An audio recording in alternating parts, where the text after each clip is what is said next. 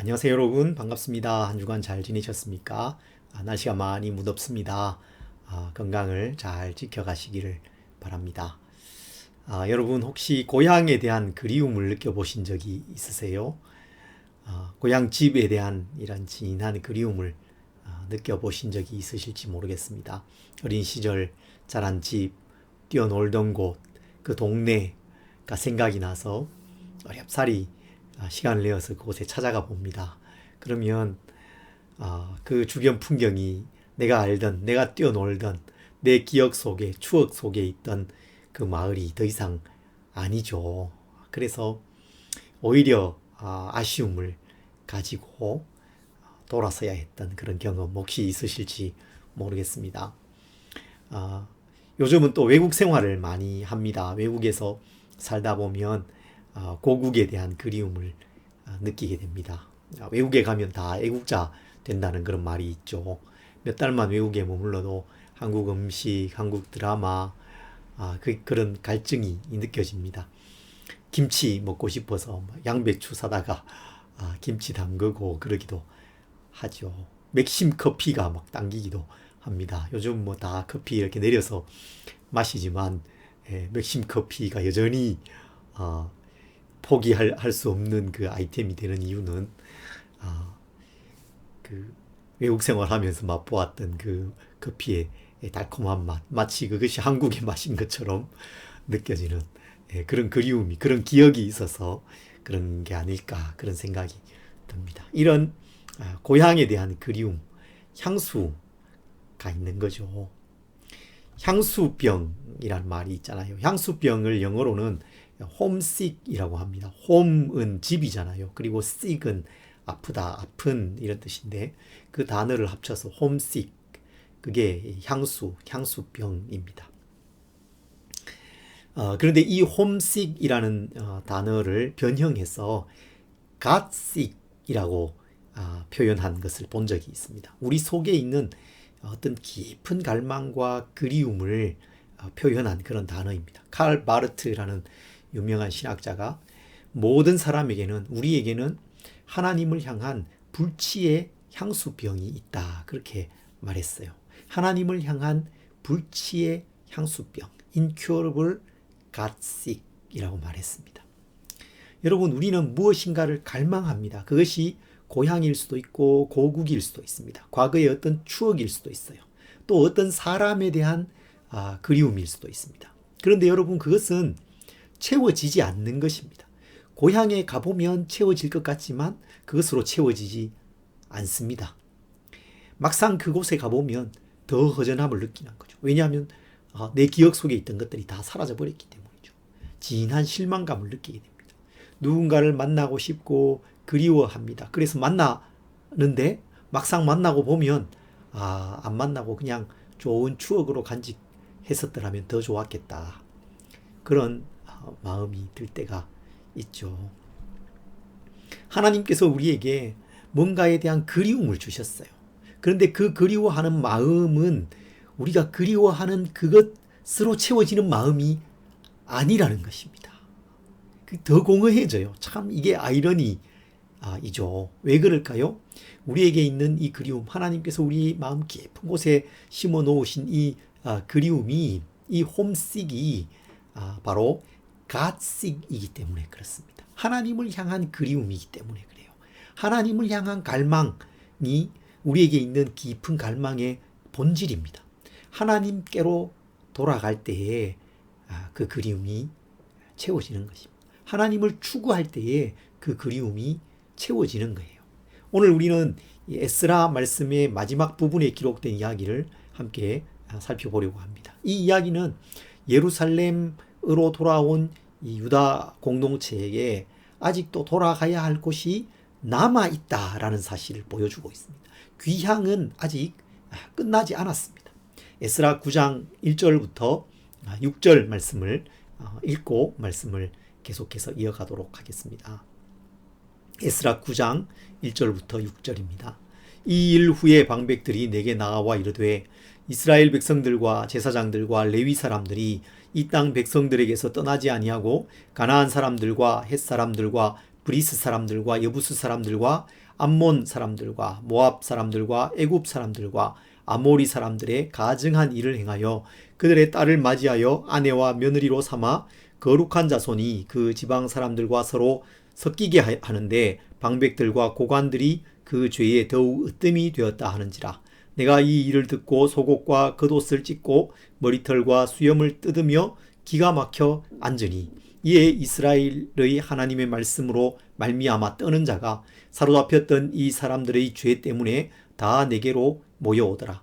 내가 저녁 제사 드릴 때까지 기가 막혀 앉았더니 저녁 제사를 드릴 때에 내가 근심 중에 일어나서 속옷과 겉옷을 찢은 채 무릎을 꿇고 나의 하나님 여호와를 향하여 손을 들고 말하기를 나의 하나님이여 내가 부끄럽고 낯이 뜨거워서 감히 나의 하나님을 향하여 얼굴을 들지 못하오니 이는 우리 죄악이 많아 정수리에 넘치고 우리 허물이 커서 하늘에 미침이니이다.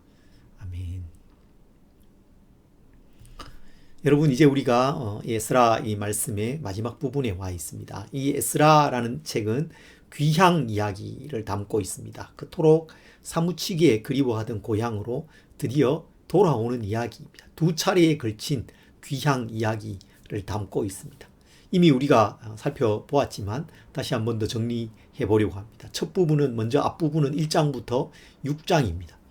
1장부터 6장은 BC 538년부터 516년경에 있었던 일을 기록하고 있습니다. 538년경에 페르시아의 왕이 된 이 고레스가 바벨론 포로로 잡혀와 있던 이스라엘 백성들을 예루살렘으로 돌아가게 합니다. 성전을 건축하라라는 조서를 내리는 것이죠. 그에 따라서 다윗의 후손이었던 스룹바벨을 지도자로 한 약 5만 명의 이스라엘 백성들이 귀환하게 됩니다. 그리고 그 귀환 공동체가 여러 가지 어려운 과정 속에서 성전을 건축하게 되는 말씀, 그것이 이 첫 번째의 귀향 이야기입니다. 그리고 두 번째의 귀향은 7장부터 10장에 기록된 내용입니다. 이 두 번째 부분은 BC 458년경에 이루어진 일입니다. 1차 귀환과는 7, 80년 정도의 간격이 있습니다. 2차 귀환의 지도자는 바로 에스라였죠. 포로에서 돌아온 이 사건은 예레미야에게 하나님께서 주신 그 약속의 성취였습니다. 그리고 이방 왕이었던 고레스와 다리오 그리고 아닥사스다의 마음을 하나님께서 감동시키시고 예루살렘 성전의 그릇도 다시 내어주고 성전 재건을 위한 나무와 여러 가지 이 물자와 또 제사에 드릴 그 예물들까지도 내어주는 참으로 놀라운 하나님의 일하심을 경험하게 된 그런 사건들이었습니다. 주가 일하시네, 주가 일하시네. 우리가 찬양하는 것처럼 하나님의 일하심을 정말 풍성히 볼 수 있는 그런 말씀입니다. 예루살렘으로 돌아온 이 이스라엘 백성들의 그 기쁨은 정말 말할 수 없는 것이었을 것입니다. 바벨론 강가에 모여서 예루살렘을 생각하면서 기도하고 눈물을 흘렸던 그 백성들, 애가를 불렀던 그 백성들이 드디어 꿈에 그리던 그 고토로 돌아오게 된 것이죠. 시편 126편에는 포로에서 돌아온 그 백성들의 기쁨을 노래하는 그런 장면이 나옵니다. 이 시편을 읽어보면 그 마음이 어땠을까 상상해 볼 수가 있어요. 여호와께서 시온의 포로를 돌려보내실 때에 우리가 꿈꾸는 것 같았도다. 그때에 우리 입에는 웃음이 가득하고 우리 혀에는 찬양이 찼었도다. 그때에 문나라 가운데에서 말하기를 여호와께서 그들을 위하여 큰 일을 행하셨다 하였도다. 여호와께서 우리를 위하여 큰 일을 행하셨으니 우리는 기쁘도다. 꿈꾸는 것 같았다. 정말 기쁘다. 하나님께서 놀랍고 큰 일을 행하셨다. 그렇게 노래하고 있어요. 여러분 이런 기쁨과 기대, 설레는 마음을 안고 그 귀향의 여정이 시작된 것이죠. 그 길은 1450km, 1500km에 이르는 거리였는데 약 4개월 정도가 소요되어서 에스라가 돌아오게 됩니다. 강을 건너고 사막을 지나서 더위를 그리고 밤에는 추위를 견디면서 고향으로 돌아오는 그런 여정이었습니다. 그런데 여러분 이 두 차례의 귀향이 그들에게 참된 기쁨과 만족을 주었을까요? 그들이 기대했던 회복이 그들에게 있었을까요? 그렇지 않았습니다. 오히려 깊은 실망감을 주었어요. 진한 아쉬움을 그들에게 안겨주었습니다. 오히려 깊은 절망과 실망과 슬픔을 안겨주었을 수도 있습니다. 1차 귀환 후에 이들이 성전 기초 공사를 했지만 그 기초 공사한 그 기초만 보아도 그 성전은 너무나도 작고 초라했습니다. 첫 성전을 보았던 노인들은 그 기초 공사 지대가 놓여졌을 때에 통곡을 하지 않습니까?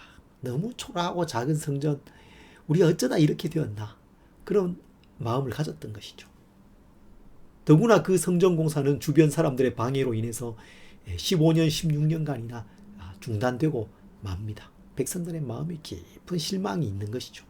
우여곡절 끝에 성전이 완공되었지만 그 성전은 솔로몬 성전에 비하면 너무나도 초라한 것이었습니다. 선지자 학개가 이 전의 나중 영광이 이전 영광보다 클 것이다, 크리라 이렇게 격려해 주었는데 사실 그 말씀은 그때 지어진 이 성전, 스룹바벨 성전이 그만큼 작고 초라했음을 보여주는 것이기도 했죠.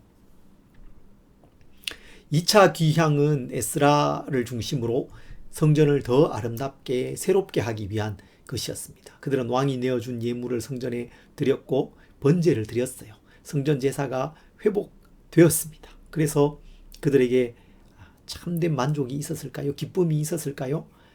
그렇지 않았다는 것을 오늘 본문이 보여주고 있습니다. 마치 그리움으로 찾아갔던 그 고향이 더 이상 내 마음에 있는 풍경이 아니어서 오히려 진한 아쉬움을 안고 돌아서는 것처럼 그들의 귀향은 온전한 기쁨과 회복을 가져다 주지 못했던 것입니다. 여러분, 이것이 뭘 의미할까요? 그들의 귀향이 아직 끝나지 않았다. 그들의 귀향이 아직 완성되지 않았다라는 것을 보여주는 것입니다. 뭔가 다른 귀향의 여정이 남아있음을 의미하는 것입니다. 그래서 오늘 말씀의 제목이 귀향, 끝나지 않은 여정입니다. 두 차례에 걸친 귀향이 이루어졌습니다. 그리고 조금 있으면 세 번째의 귀향, 느헤미야를 중심으로 하는 세 번째의 귀향이 또 이루어질 것입니다. 그들이 돌아왔습니다. 물리적으로는 고향으로 돌아왔어요. 지리적으로는 고향에 돌아왔습니다. 몸은 예루살렘에 있습니다. 성전을 다시 지었습니다. 성벽도 다시 짓게 될 것입니다. 하지만 그것으로 충분하지 않은 것입니다. 남아있는 게 있습니다. 여러분, 무엇이 남아있을까요? 끝나지 않은 귀향의 여정. 그것은 바로 하나님께로 돌아가는 것입니다. 우리 아버지께로 돌아가는 여정. 그것이 남아있는 것입니다. 9장 1절 말씀에 이 일 후에 라는 이 말씀은 바로 두 번째 귀향이 마무리되고 돌아와서 성전에 예물을 드리고 번제를 드린 후에라는 의미입니다. 기쁨과 감사와 이 공동체의 회복을 기대하게 되는 그런 시점이었죠. 그런데 그때에 문제가 발생합니다. 아주 심각한 문제가 발생해요. 방백들이 에스라에게 나와서 말합니다. 이스라엘 백성들, 제사장들, 레위 사람들이 가나안 족속의 여인들, 모압과 암몬과 여러 주변의 민족들의 여인들을 아내로 맞이했다는 것입니다. 며느리로 맞아들였다는 거예요. 그래서 거룩한 자손들이 그 지방 사람들과 서로 섞이게 되었다는 거예요. 더 나아가서 이 일의 지도자들이 더 으뜸이 되었다. 더 앞장서서 그 일을 행했다라고 말씀하고 있습니다. 이 이방 여인들과의 결혼은 아주 큰 문제죠. 왜냐하면 우상 숭배와 직결되어 있기 때문입니다. 그래서 신명기 말씀이 엄히 경계하고 금지하는 것이었죠. 이스라엘 백성들과 그들의 자녀들이 우상 숭배의 그 죄에 빠지지 않도록 이방 여인들과의 그 결혼을 금지한 것입니다. 이것은 유다와 이스라엘 백성들이 멸망하고 그 땅에서 쫓겨나게 된 원인이었습니다. 우상 숭배. 그로 인해서 더러워지고 더럽혀진 것. 그것 때문에 그들이 쫓겨났고 유다가 멸망했고 예루살렘 멸망했고 예루살렘 성전이 다 파괴되고 황폐해졌던 진 것 아니겠습니까?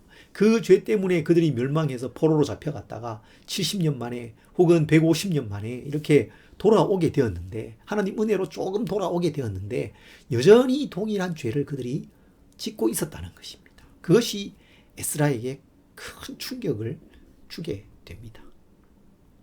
그 소식을 들은 에스라가 하나님 앞으로 나아가서 그 죄를 회개합니다. 그것이 9장과 10장의 이 책의 마지막 이야기입니다. 에스라의 이 회개는 우리의 회개가 어떠해야 할 것을 잘 알려주고 있어요. 회개의 3요소를 잘 보여주고 있습니다. 회개는 바로 하나님께로 돌아가는 것이죠. 에스라의 회개는 우리가 어떻게 하나님께 돌아가는가, 그것을 잘 가르쳐주고 있어요. 회개의 3요소를 보여주고 있습니다. 먼저는 죄를 깨닫는 것입니다. 지적인 요소입니다. 죄를 깊이 깨닫고 발견하는 거예요. 이것은 말씀과 성령의 일하심입니다. 에스라는 율법학자였고 성경에 익숙한 사람이었죠. 그리고 7장 10절 지난주에 살펴본 대로 에스라는 여호와의 율법을 연구하여 준행하며 율례와 규례를 이스라엘에게 가르치기로 결심합니다. 하나님의 말씀에 헌신된 사람이었어요. 말씀의 요구가 무엇인지를 잘 아는 사람이었습니다. 그 말씀이 에스라에게 죄를 깨닫게 해주는 것입니다. 이스라엘 백성들은 그 악한 일을 행하면서도 그것이 죄인지를 모르는 거예요. 그러나 말씀에 헌신되어 있던 에스라는 그것이 심각한 죄라는 것을 깨닫게 됩니다. 말씀의 기준을 갖는 것이 그래서 중요한 것이죠. 말씀의 기준을 가지고 하나님을 참으로 사랑하는 그 사람은 죄를 깨닫게 됩니다. 우리가 말씀을 사랑하고 사모해야 하는 이유가 여기에 있는 것입니다. 회개의 두 번째 요소는 죄를 슬퍼하는 것입니다. 정서적인 요소입니다. 애통하는 마음을 갖는 거예요. 죄인인 나 자신의 모습을 보면서 비통하게 여기는 것입니다. 안타깝게 여기는 거예요. 에스라는 하나님이 거룩하시고 크고 두려우신 분이라는 것을 알았습니다. 그 죄가 그들의 운명을 어떻게 만들었는지를 잘 알고 있었어요. 그래서 그 죄를 붙들고 슬퍼하며 애통해 합니다. 오늘 본문 3절부터 6절은 죄에 대해서 에스라가 슬퍼하는 모습을 보여주고 있습니다. 내가 이 일을 듣고 속옷과 겉옷을 찢고 머리털과 수염을 뜯으며 기가 막혀 앉으니 이에 이스라엘의 하나님의 말씀으로 말미암아 떠는 자가 사로잡혔던 이 사람들의 죄 때문에 다 내게로 모여오더라. 내가 저녁 제사 드릴 때까지 기가 막혀 앉았더니 저녁 제사를 드릴 때에 내가 근심 중에 일어나서 속옷과 겉옷을 찢은 채 무릎을 꿇고 나의 하나님 여호와를 향하여 손을 들고 말하기를 나의 하나님이여 내가 부끄럽고 낯이 뜨거워서 감히 나의 하나님을 향하여 얼굴을 들지 못하오니 이는 우리 죄악이 많아 정수리에 넘치고 우리 허물이 커서 하늘에 미침이니이다. 그렇게 죄를 슬퍼하고 있습니다. 애통해하고 있어요. 자신의 그 비참함, 죄로 인한 비참함을 슬퍼하고 있는 것입니다. 그리고 세 번째 마지막 요소는 의지적 요소이죠. 죄에서 돌이키는 것입니다. 죄에 대한 깨달음과 애통하는 그 모습은 주변 사람들, 백성들로 하여금 죄를 깨닫게 하고 또 두려워하게 만듭니다. 그 죄에 대한 두려움이 공동체에 임하게 됩니다. 그래서 사람들이 에스라에게 찾아오는 거죠. 찾아와서 자신들의 그 죄를 고백하고 또 그 죄를 해결하고자 합니다. 그렇게 해서 그들이 결정한 것이 무엇입니까? 그 이방 여인들을 돌려보내기로 하는 것입니다. 이방 여인들을 아내로 맞은 사람들, 며느리로 맞은 사람들, 그 여인들을 다시 이방으로 돌려보냅니다. 에스라 10장에 보면 10장 18절부터 44절에 보면 100명이 넘는 사람들의 명단이 쭉 기록이 되어 있습니다. 그 명단은 이방 여인과 결혼한 사람들의 이름입니다. 그들 중에는 이미 자녀를 낳은 사람들도 있었어요. 그들도 예외가 될 수 없었습니다. 이 100명의 이 명단으로 에스라 말씀은 끝이 납니다. 맨 마지막 절 10장 44절은 이렇게 되어 있어요. 이상은 모두 이방 여인을 아내로 맞이한 자라. 그 중에는 자녀를 낳은 여인도 있었더라. 하나님의 약속의 성취로 고향으로 돌아온 이 감격적인 이야기의 결론으로는 너무도 어색해 보이고 안 어울리는 것 같지 않으세요? 그런데 여러분, 이 어색한 결론이야말로 끝나지 않은 이 귀향의 여정이 어떻게 마무리되어야 하는지를 잘 보여주고 있습니다. 어떻게 마무리되어야 됩니까? 하나님께 돌아가는 것으로 마무리되어야 된다는 것입니다. 그들이 바벨론 곳곳에, 이방 땅 곳곳에 포로로 살다가 예루살렘에 돌아오는 것, 그것으로 충분한 것이 아니라 그들의 깊은 죄악을 깨닫고 그것을 회개하고 하나님께로 돌아오는 것, 그것이 귀향 여정의 종착지라는 것입니다. 마지막이라는 것입니다. 이 하나님께로 돌아오는 귀향을 우리는 사모해야 합니다. 갈망해야 합니다. 그것은 말씀을 사랑하고 사모하는 모습으로 나타나게 될 것입니다. 하나님과의 교제를 참으로 갈망하는 것으로 나타나는 거죠. 에스라가 그랬습니다. 에스라의 결심이 그랬습니다. 여호와의 율법을 연구하여 준행하고 그것을 가르치기로 결심하는 것이죠. 신명기의 말씀, 율법의 요구가 또한 그랬지 않습니까? 하나님을 정말로 사랑하라고 말합니다. 말씀을 사랑하라고 말해요. 그 말씀을 손목과 이마에 붙이고 누웠을 때이든지 일어날 때이든지 길을 갈 때이든지 자녀들에게 가르치고 문에 기록하고, 문자 그대로 그렇게 하라는 것이 아니라 율법이, 하나님의 말씀이 우리의 일상 속으로 들어오게 하라는 것입니다. 말씀이 우리의 삶의 일상 속으로 들어오게 해야 하는 것입니다. 회개는 하나님의 말씀을 깨닫고 정말로 사모하게 될 때에 찾아오게 됩니다. 왜 그렇습니까? 말씀의 요구가 뭔지를 알게 되기 때문에 그렇죠. 말씀의 기준을 알게 되기 때문에 그렇습니다. 말씀이 우리에게 요구하는 수준이 뭔지를 알게 되기 때문에 그런 거죠. 그 수준에 미치지 못하는 내 모습을 깨닫게 되는 거예요. 그래서 내 자신의 이 비참함을 보게 되는 것입니다. 죄는 하나님과의 교제를 단절시키거든요. 하나님 앞에서 쫓겨나게 만드는 것입니다. 그래서 그들이 쫓겨났었죠. 다윗도 고백하지 않습니까? 범죄한 후에 나를 주 앞에서 쫓아내지 마십시오. 하나님과의 교제를 참으로 갈망하고 사모하는 사람은 죄를 철저히 쫓아내고 회개하게 되는 것입니다. 그래서 우리에게 먼저 있어야 하는 것은 하나님을 사모하고 추구하는 것입니다. 하나님의 말씀을 사모하는 것입니다. 하나님과의 그 교제를 생명과 같이 여기고 사모하고 갈망하는 것입니다. 그것이 하나님께로 돌아가는 귀향의 여정인 것입니다. 이 귀향은 실제적으로 우리에게 익숙한 죄와 결별하는 것으로 나타나게 될 것입니다. 여러분, 이것이 회개의 가장 본질적인 모습이죠. 오늘 본문에서는 이혼으로 나타납니다. 이방 여인들을 돌려보내는 것으로 나타나고 있어요. 여러분, 사실 이 죄는 오늘 이 본문이 보여주는 것처럼 우리의 일상과 결부되어 있습니다. 결탁되어 있어요. 우리에게 매우 익숙한 것입니다. 우리의 생각의 패턴이 그렇게 되어 있습니다. 우리의 삶의 습관 속에 죄가 들어 있습니다. 우리의 손끝에, 우리의 발끝에, 우리의 이 입 속에 죄가 있어요. 때로는 우리가 우발적으로 실수로 죄를 범하기도 합니다. 그렇지만 더 많은 경우에 사실 우리 삶을 돌아보면 그 죄는 우리의 삶에 아주 익숙한 것입니다. 매일 함께 살아가고 있는 거예요. 마치 결혼관계처럼 매일 같이 그냥 사는 거예요. 하나님께로 돌아간다는 것은 그렇게 우리에게 익숙한 죄로부터 떠나는 것입니다. 우리의 삶에 습관이 되어 있고 결탁되어 있는 것, 결부되어 있는 것, 그 속에 깃들어 있는 그 죄와 결별하는 것입니다. 여러분, 내 삶을 깊이 돌아보시고 내가 익숙하게 좋아하면서 짓는 그 죄가 무엇인지를 살펴보시기 바랍니다. 그것을 끊어내어야 하는 것입니다.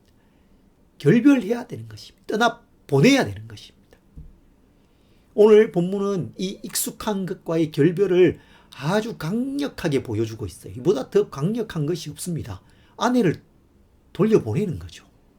자녀를 낳은 여인도 있었지만 예외가 되지 않습니다. 그렇게 강력하게 이 에스라의 귀향 이야기가 마무리되고 있습니다. 그 귀향이 완성되고 있는 거예요. 여러분, 하나님께로 돌아가는 이 귀향이 어떻게 끝나야 하는지를 이 말씀이 잘 보여주고 있는 것입니다.